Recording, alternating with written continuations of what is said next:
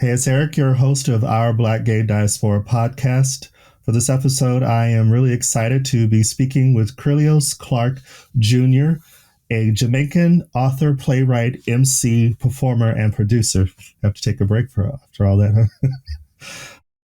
Krylios is the author of the 2022 anthology Fears, Fantasies, and Freedom, which, quote, explores power, passion, perseverance, love, loss, laughter, magic, mayhem, madness, and what it truly means to find your freedom. I like that. I first connected with Krylios in March 2022 when he interviewed me for Team Rayceen Productions YouTube Live. Team Rayceen is a media and free events in Washington, D.C. area that entertains, informs, educates, and inspires. Although we have spoken only once, this feels like a reunion, so I am very much looking forward to finding out what's going on with Krylios. And without further ado, hey Krylios, and welcome. How are you? Hello. I am doing fabulously. It is so great to be here and really, really great to see you again and for us to have this sit down. I feel like we've been trying to have this for a while, but I feel like this is the perfect moment. So I feel like it all worked out. Well, it's all been for good stuff. I know you've been really busy and really active in your professional life. So congratulations on all your successes. Thank you. And most recently, you were nominated for the Movie and Music Awards? I was nominated for the Movie and Music Awards here in DC. They, honor the best and brightest in film, music, performing arts, and all of that in the DC, Maryland, Virginia area. And the fact that that I'm ending my book tour right now and to be recognized in that way, it felt really, really good. Just to see that the tour had some impact and people are connecting with the message from Fierce Fantasies and Freedom. What category were you nominated in? For Best Author in the DMV. But I will say, for the actual awards, I first thought it was only 5 of us in the Best Author and Writer category. But for the actual award show, it was merged with the screenwriting category. Now, to me, writing a book and writing a movie are 2 different things, but they threw us all together. And a wonderful husband and wife couple who wrote a movie, they actually won the award. So congrats to them. But I feel like next year, if they do it again, they should probably keep those who do literature and those who do movies separate. Okay. So was this for the general DC population, or was it specifically LGBT or Black? It was a general DC population. I didn't even know about the nomination before everything. Someone who was nominated sent it to me and was like, "Oh, you're nominated." And I was like, "Oh, wow." So, yeah, it's a general thing, not specifically LGBTQ, not specifically Black. Well, it's a huge honor. This is your first book, isn't it? Yes, it is certainly my first book. If you haven't seen it yet, There's Fantasies Freedom. Yeah, well, since you shared that with us, can you detail the anthology?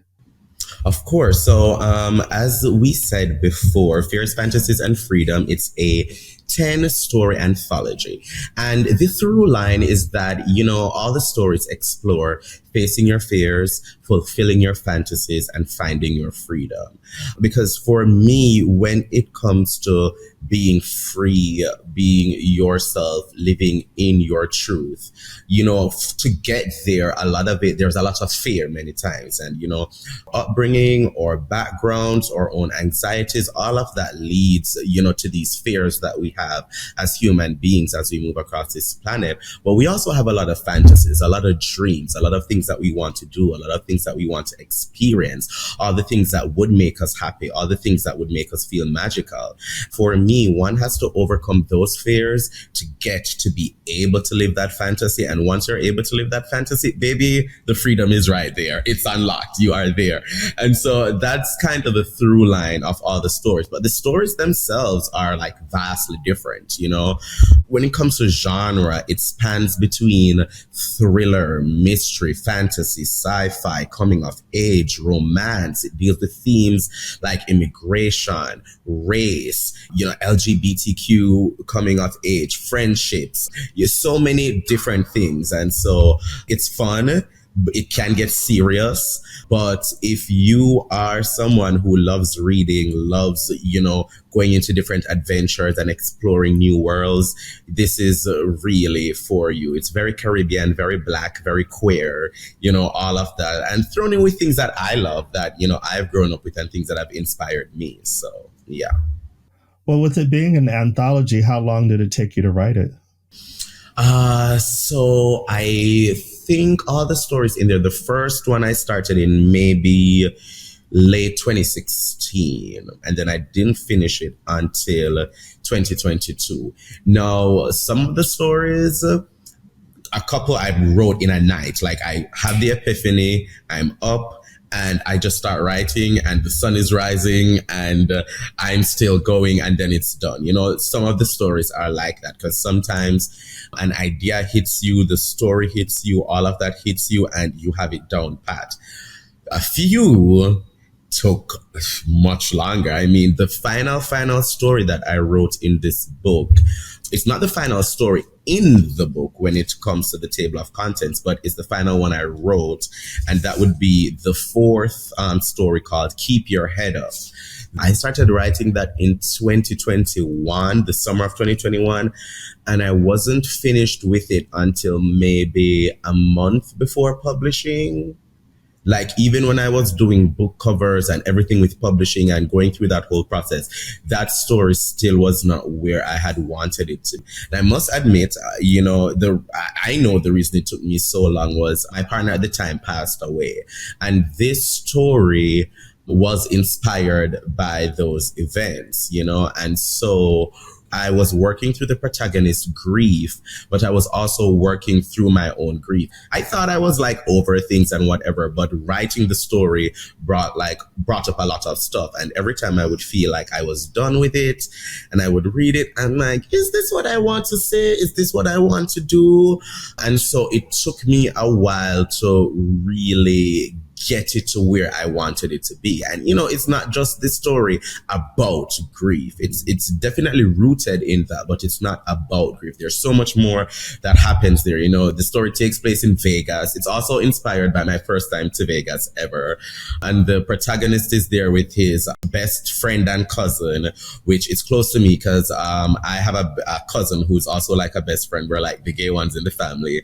And then it takes a big twist in the third act, which I really wanted to bring out. And, I'm always adding a little fantasy to whatever it may be. And so it took some time to balance that out for the story. So, yeah, between 2016 2022 is how long it took to finish everything for Fierce Fantasies and Freedom.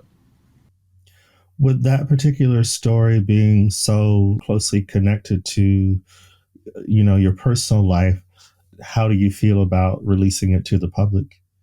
For a while, I didn't know if I even wanted to release this book. It kind of broke me. It kind of broke me in a way where it wasn't even what occurred in the story. I just started reading the whole thing. I realized I was done with the book. Everything was finished. And then I started becoming a little bit insecure. First of all, these stories are inspired by, my own experiences and the experiences of people around me, but none of them are adaptations of what happened. So it's not like this thing happened to me and then I wrote a story about it and put it in the book. Everything there is fiction, but are inspired by things that I've gone through. But even then, it feels like a really huge deal and undertaking to put a piece of yourself out into the world like that. Talking about grief, I'm talking about loss, talking about love. The last night I was writing it, I remember I stayed up all night writing it, and the third act takes a really crazy turn. And every time I read that, I remember my state of mind while writing it. Thank you for inviting us into that. For me as a writer, but more so as a reader, you're reinforcing how, if it's not exactly our story, it's my experience is that it still has to come from a place that I can relate to or feel. That's what makes the story more interesting to me as a reader. I think that was one of the things with writing. I wanted to make sure that at all times I was being authentic to what I wanted to say, because if I'm not doing that, then what's even the point of it?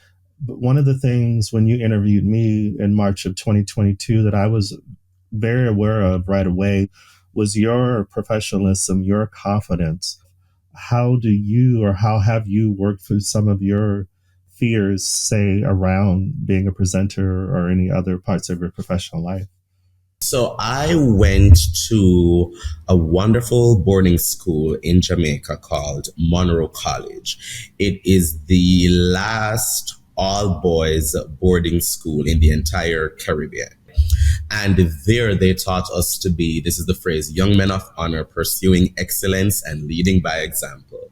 And I had a fabulous, fabulous vice principal, Mrs. Sonia J. Neal, God rest her soul now. And she really like instilled a lot of that into us. And so at Monroe, there was an insistence on leadership, taking charge, taking roles. There were so many activities and things to do and lots of opportunities for people to take leadership roles and stuff like that. So I have felt comfortable on the stage for a long time. I would lead out in assembly. I would lead out in devotions for the house or for the grade or whatever it may be. I was in, different extracurricular activities, speech, drama, choir, like all the things where I'm on the stage all the time. So speaking to people, addressing an audience, being on camera, all of those things, I kind of honed those skills and abilities. And I will say there was a point where that fear did overcome me because me being gay did prove to be challenging while I was in Jamaica. And around that time, I remember there was this new thing the kids were doing, where if something seemed gay or sus or fishy or off or all the words that they use, they would do this thing in a collective. They would do like, yee, yee, yee, yo, and it would become like a cacophony. And it just means whatever's happening is a gay thing. That's just what it means. It's just a different way of expressing homophobia. And that would get to me. And so for a while, I didn't have stage fright, but I was wary of going on the stage because of whatever reaction that might be. But that lasted for as long as it lasted. Trends and whatever go out of style. Eventually, that wasn't really a thing anymore. And I know that when I decided to come here for college, I was very adamant that I wouldn't let things like that affect me or bring me down or dim my shine in any way because, I am who I am and that's the only person I would ever be. And it was very important for me that when I came to the US that I was going to be myself because boarding school is like its own society.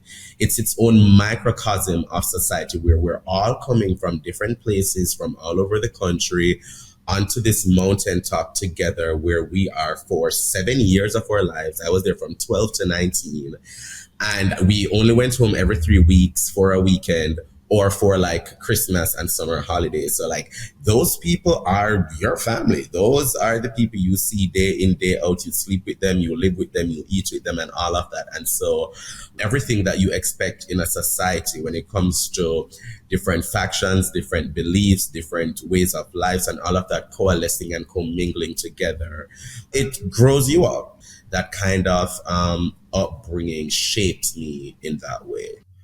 Well, just hearing the activities that you were involved in, either consciously or unconsciously, it sounds like that you just were moving towards your natural gifts.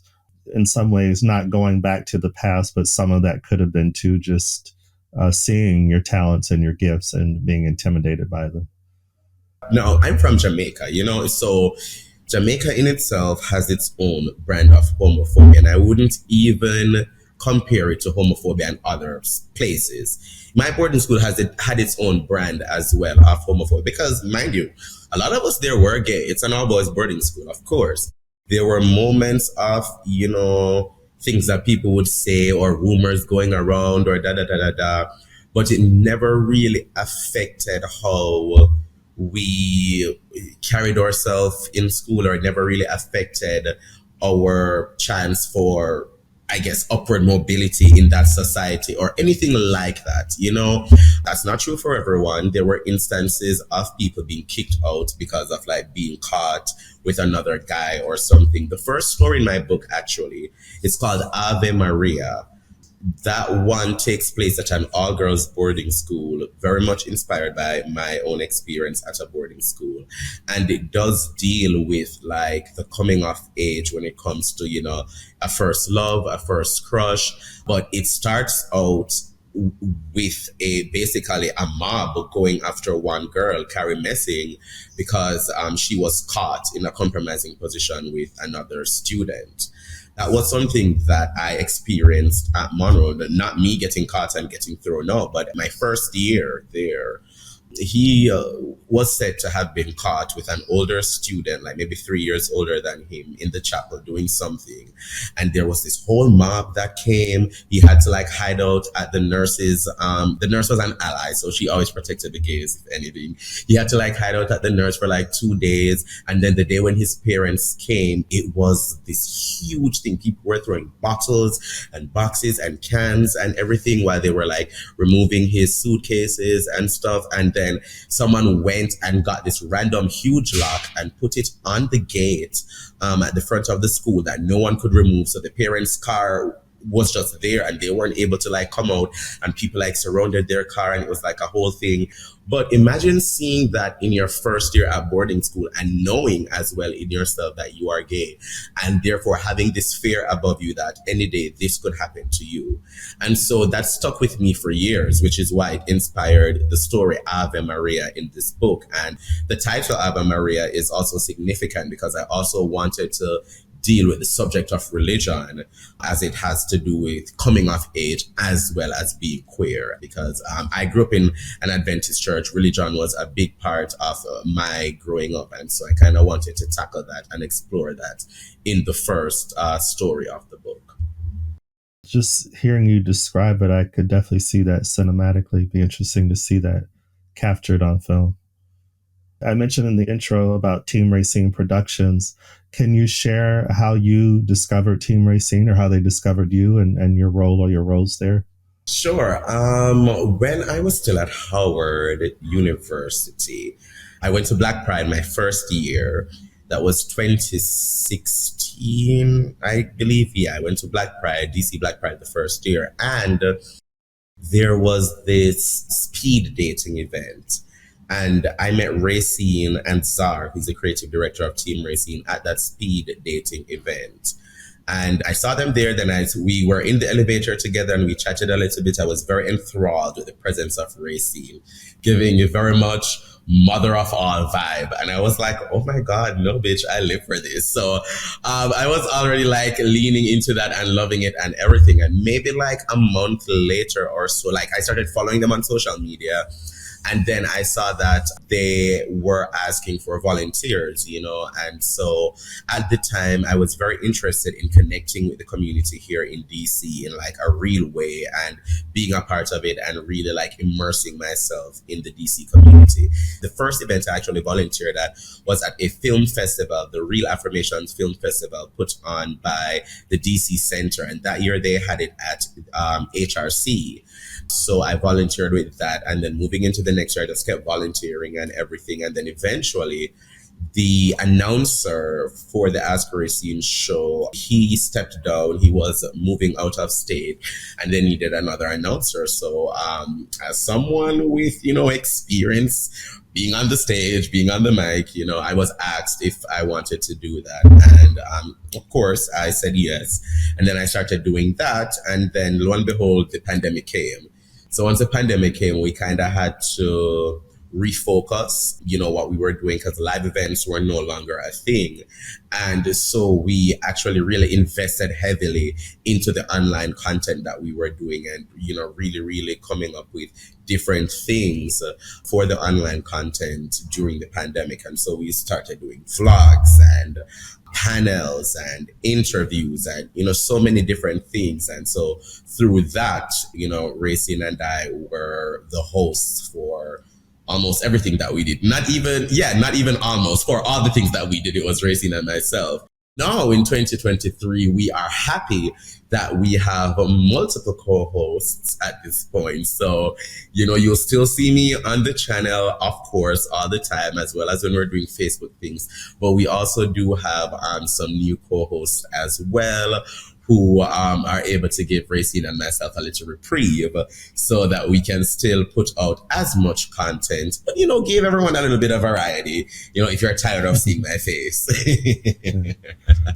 But, I've just enjoyed everything that I've done with Team Rayceen. And now that the pandemic is over, we're back to, in-person live events and everything. And it's been a blessing to be able to partner with, for example, the Mayor's Office of LGBTQ Affairs, do like District of Pride in June, or the high heel race in October, or do things like Silver Pride, or, stuff like that. So it's been very great to be, back on the road and doing these live events again. And, World Pride 2025 is coming up. So we are working towards that here in DC. And, the online panels that you talk about, I was impressed by those too, because I really like that there's such a diversity in your topics. You could talk about entertainment, but you also talk about politics. When you reached out to me, the production company reached out to me, at first I was a little intimidated because I was looking at a lot of the local politicians that you'd interviewed, and I was like, wow, these people are quite serious, but I was also impressed by it. Well, with Team Rayceen, our goal is edutainment. So we want to entertain, but we also want to educate. And so when we're doing our interviews, we're looking for amazing artists, musicians, authors, community leaders, podcast hosts, politicians.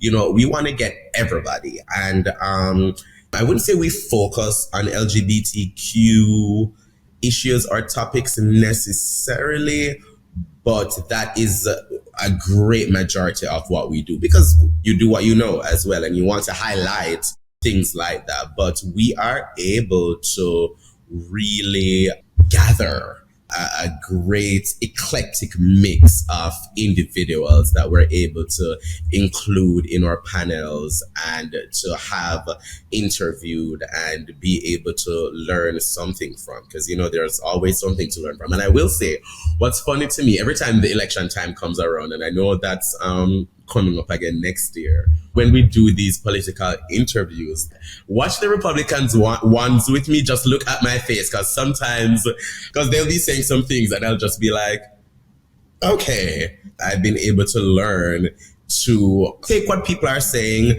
understand that this is their perspective, understand that this is their belief, and be able to present it non-judgmentally. That to me is important.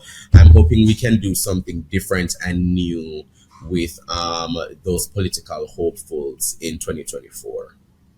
You are the second person I've interviewed who is an Howard alum. Delegate Ashanti Martinez also went there. Can you share your experience there? Yeah, definitely. Listen, I love Howard. As someone who comes from a place where homophobia is a part of the culture, for me, I've been very grateful and thankful that homophobia is not really a thing that I experience anymore, like at all in my life. It's just not a thing I run into at all. It never happened at Howard. However, there was one time, and it was obviously so significant to me that once again it showed up in Fierce Fantasies and Freedom. It's called the Caribbean Tree. So at Howard, we have what's called the Caribbean Tree. It's this tree on the yard, and it has like all the different Caribbean flags on it, right? And all the Caribbean people hang out there, lunchtime, between classes, whatever it may be. And I remember one time, the only time I was ever homophobic against, it happened there.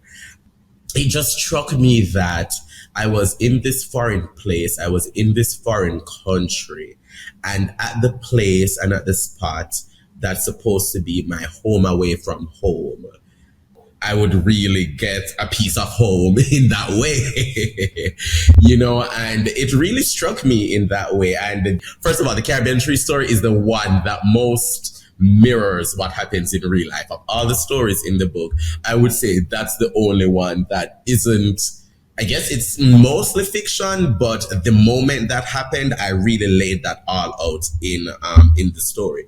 And the story ends with the protagonist saying, "Home. It feels just like home." But Howard on a whole was great. I was able to flourish. I was in the School of Communications because broadcast journalism plus English minor with a focus on creative writing. I was able to really flourish in all those ways. I was a part of the LGBTQ organization there called Cascade, which is the coalition of activist students celebrating the acceptance of diversity and equality. Whew, a mouthful. But I flourished there. That was my favorite organization to be a part of. I was the vice president in senior year as well. So yeah, it was great. And I had a strong and beautiful Caribbean friendship as well while I was there, which was important to me because, when I started Howard, I started with the mindset that I would not be friends with other Caribbean people. And the reason I started with that mindset was that I believe that, they're going to be homophobic, and that's not the life I'm trying to come here to live. I'm trying to come here and, be able to be my full self in all my ways. And so at first I was a bit hesitant to really get close to the other Caribbean people. But you know what? You can't really fight who you're drawn to. And I eventually, had a really great Caribbean circle, Jamaican, Trinidadian, Barbadian, Grenadian, together. And I came out very early to the friend group, very, very early. And I remember the boys at first didn't know what to do with it. They didn't know what to do with it. When I came out, no one was homophobic or anything. That was funny to me because I was able to see them grow and transform and come around and ask questions and be curious and be inquisitive and be open and be understanding and all of that. And one of the guys, Matthew, we were texting and he said to me, I'm so glad I met you this year because before I had only had this one thought about what gay people are, who gay people are. I didn't have a gay friend. And through you, I was able to open my eyes. I was able to actually have a gay friend and to be around you like you're one of my best friends. And it was important for me to have, those experiences for me to grow as an individual. By the end of our senior year, I wasn't the only one who was waving a flag, honey. So that was very, very important to me that I was able to flourish in my Caribbeanness. I was able to flourish in my queerness. I was able to flourish in my blackness. I was able to flourish in all the things that I am while I was at Howard. I get the sense, that there's a strength there, like a strength that's you standing in your truth, but there's also a compassion. Because even when you were talking about the Republican politicians, you're able to listen, be yourself. I could tell you something and you're like, I'll listen to it. And then we'll see what happens after that. So I can see how your experience at Howard, you were able to flourish in being yourself and also encourage others to do the same, whether they were part of the queer community or not. It was through that I was able to kind of have the same thing with my family. Coming out to my family was harder than other things. And I always knew it was going to be a hard thing. As a matter of fact, for 2 years, I thought I was out. But if you ask them, I wasn't. And it wasn't until the unfortunate passing of my partner in 2019 where for them, I was fully out. They were not a safe space to run to in that time. For them, they were processing the fact that I was gay. I was in this extended relationship with another man for a long time. So while I was going through the grief of all of that, they were working that out for themselves, and that was my entryway into coming out to my entire family. was definitely a journey because I had to build new relationships with a lot of the individuals in my family because for a lot of them, they had one idea of who I was. I'm a junior, so in my family, everyone calls me JR, right? So the JR that they sent away at 12 to boarding school is who they still thought I was even after graduating and being in college. And like, that's how they still saw me when I was no longer that person. And I was no longer that person for a very, very long time. I had really grown into my own in boarding school. And a lot of that they weren't aware of. There was a lot of things that when I was in boarding school, I didn't share with my parents at all because it would have been difficult to share. I was looking for accountability from them for many things. I was being accountable about certain things. I was sharing things I had never shared before. Going through those lows are important because then you're able to get to a new space. And for me, it was very important that we went through that journey because now we are in a wonderful, beautiful spot, a place that I thought I would not ever be able to be with my parents or, people in my family. I see even my parents in a different light than I used to, so I appreciate that. You said something, rebuilding relationships. I never looked at it that way. I definitely at a certain point realized that it's not just me coming out, it's my family coming out. It's them having to answer questions from people like, oh, why isn't Eric married, or why hasn't he ever brought a girl home? But I never thought of it in that way, that I need to rebuild those relationships with these people. Yeah, I remember saying this to my mom. I was like, whatever relationship we had before, honestly, was phony because you had a different vision of who I was, and we were both operating in that way. And for us to be in a different place, we have to dismantle whatever that was and build something new. For me, it was never trying to rekindle what was there before. It was building something new and real and wholesome and holistic that was a benefit to our relationship and a benefit to each of us. You know what I mean? Definitely food for thought for me. Yeah. To get back to the anthology, one of your stories titled Leave the Door, you've adapted into a play. Was it produced by Robert Garcia's Black Theater? Can you explain why this particular story was important to put onto the stage? Yes, leave the door open, my baby. Listen, I love leave the door open so much because I love writing stories and I love presenting them and I love people seeing my vision. And I met Robert Garcia in 2021. I started in two of his plays, right? And I was writing the book at the time. And I said to him, I'm writing these stories and everything. And one of them I would really love to put on stage. I would love to stage it and everything. This was before the book was even out. But Leave the Door Open was ripe for the picking. And it deals with the breakdown of a marriage between a younger Black Caribbean guy. He's in his mid to late 20s. I don't put an age on it, but mid to late 20s. And an older white guy with money. It explores the breakdown of that relationship. They're going through a rough patch. We see them in therapy, all of that. And the story has a lot of twists and turns. So, entering the story, you're wondering, will they get better? Will they get back together? That's the question of leaving the door open, and that's referenced a lot. If the door is still open to make this relationship work, it becomes a mystery. It becomes like a mystery thriller at a certain point. There's this big fight scene. In the middle of it, there's this intruder doing a whole thing. It deals with control, manipulation, immigration, race dynamics, but it also deals with friendship. It deals with home. It takes place during the holiday season. So, it's always ripe for a good Christmas time story.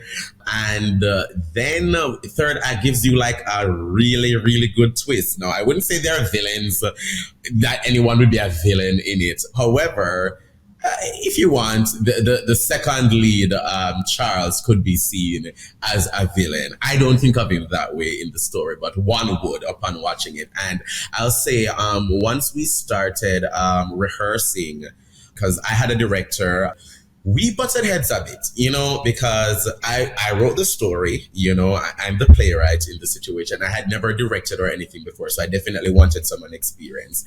And Barry was very experienced. He's been directing stage plays for over 50 years. But, we do come from different perspectives. He's older, he's white, he's Jewish. Oh, and he's also straight. So coming from very different perspectives and putting on this very queer, very black thing, we butted heads a lot because there were some things he would like to change or some things he wanted to do this way or whatever. And I was like, no, this is how I envisioned it and all of that. But you know what? That was also important for me because compromise became a thing that I had to learn, and being able to see another's perspective, learn from their experience. And even the way how the play ends and the story ends, how it ends now, that's not how it had originally ended when I had finished writing the story and thought it was over.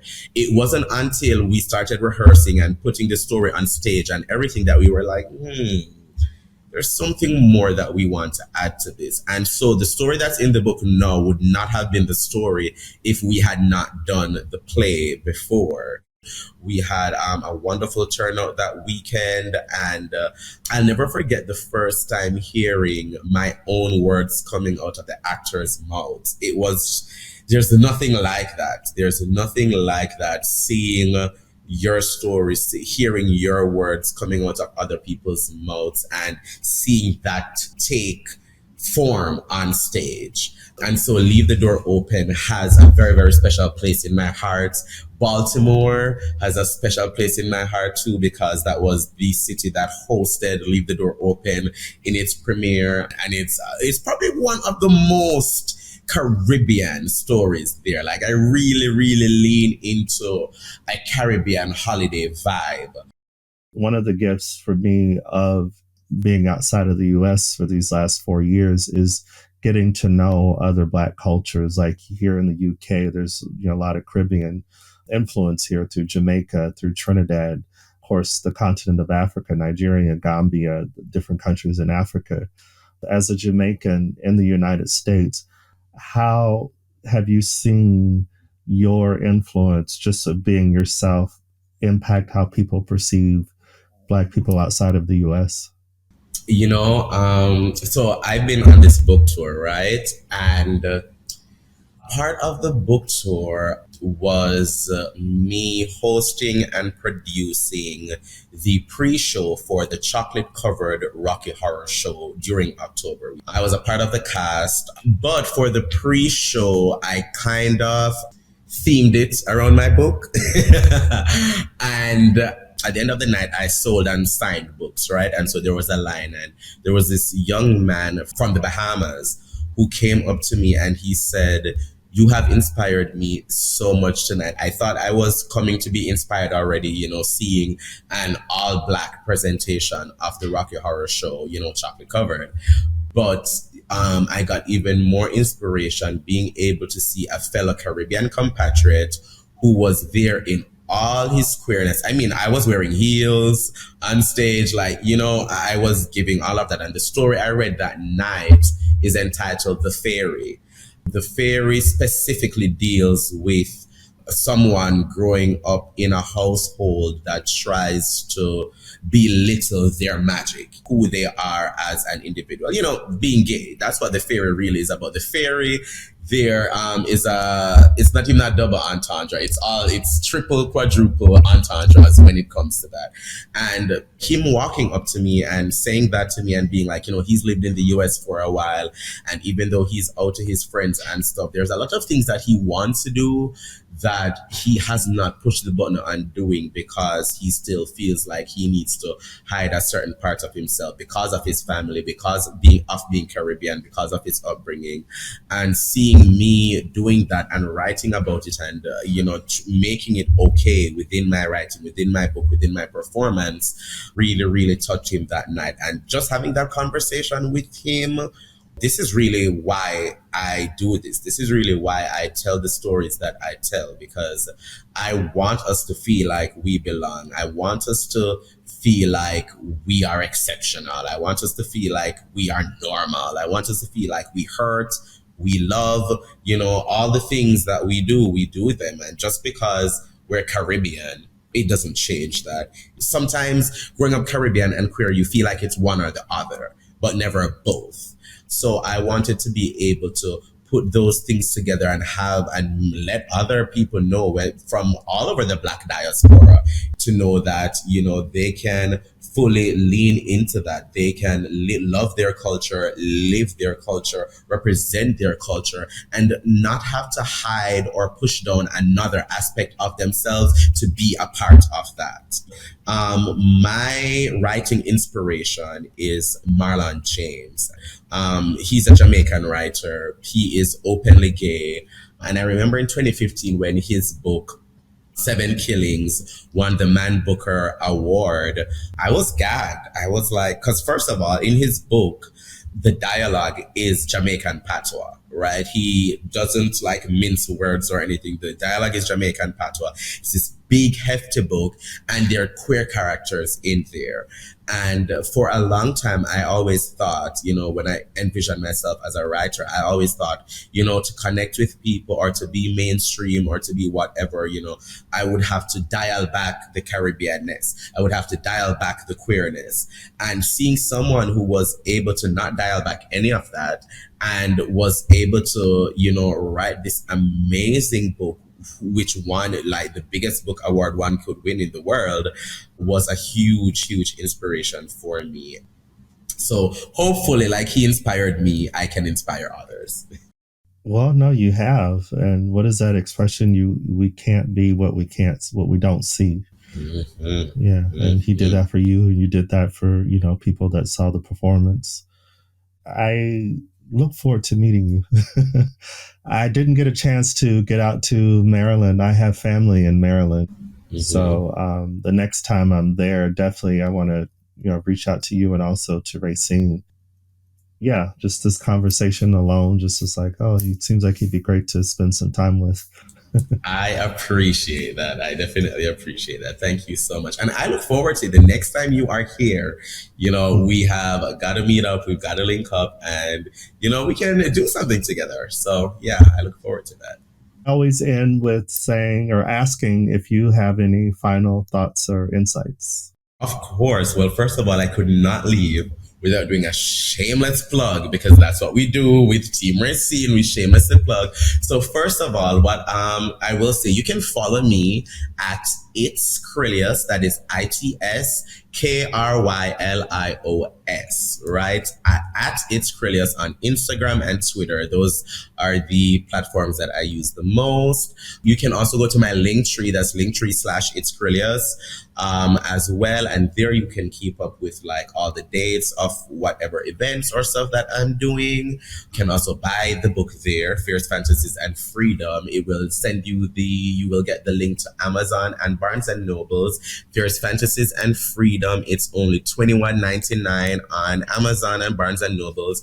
Even if it's not Amazon or Barnes and Nobles, you can find it on your online bookstore. I was seeing reviews and stuff from Australia. So, you can buy the book anywhere. It ships all over the world. If you're in DC, you can also check out that wonderful queer bookstore called Little District Books on Capitol Hill. And you can also find Fierce Fantasies and Freedom there. Now, this is an exclusive. I am working on a deluxe edition to Fierce Fantasies and Freedom that will be coming out within the next 2 months. So holiday time, New Year's time, get ready for Fierce Fantasies and Freedom, the deluxe edition. More fears, more fantasies. You're getting a few extra new stories. There's also poetry in there from great poet friends and acquaintances that I have that, because, everything that we do is a collaborative community effort. So I also wanted to bring a little bit of that into it, as well as some art. So Fierce Fantasies and Freedom, by the way, if you like the cover, it was designed by a filmmaker friend of mine called Olivia Miles. They did the cover. This is the back. What's so wrong with being a fairy?